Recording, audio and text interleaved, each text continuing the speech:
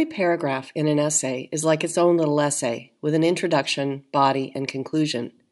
It needs to both make sense on its own and to fit in with the rest of the essay. Thinking more broadly about the CCQC pattern and how it applies when you're not writing about literature can help you craft cohesive paragraphs no matter the topic or the purpose. Let's start with the introduction, the claim, sometimes called the topic sentence. I like claim better because it really should function as a little thesis, meaning that it's an idea or insight that needs supporting with evidence, not a fact. The claim is usually the first sentence in the paragraph. That helps with clarity, and it also lets you make clear transitions from one paragraph to the next. More about that later.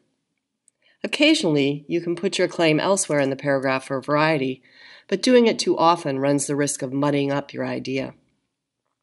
The body of the paragraph is the development and support of the idea.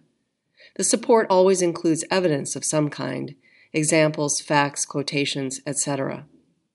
This is the cue part of the CCQC pattern, and the placement is not set in stone, but it is logical.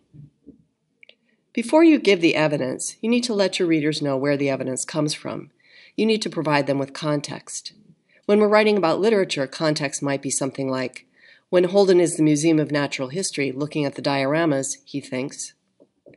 If you're supporting a claim about Marie Antoinette and want to include information from a PBS documentary, the context might be, according to Marie Antoinette and the French Revolution.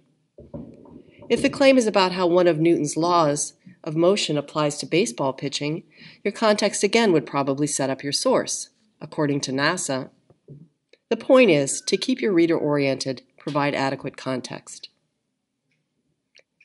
After you give your evidence, or woven in with it, is your commentary, the final C in the pattern. Commentary might be evidence or analysis, and it's where you let your ideas shine. Remembering that your analysis needs to stay within the boundaries of the claim will help you to keep the paragraphs cohesive.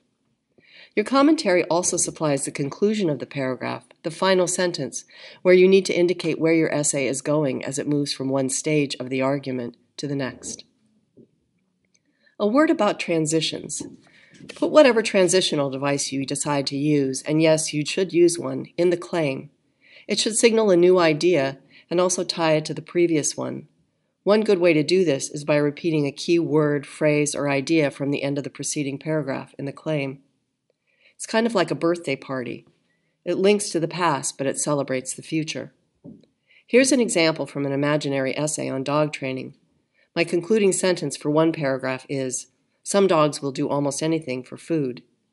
My next paragraph's topic sentence might be, if your dog won't work for food, then games might be your next best bet. So think of the CCQC as a useful pattern to remember and work within as you design your paragraphs. Any structure is only as strong as the materials used to build it.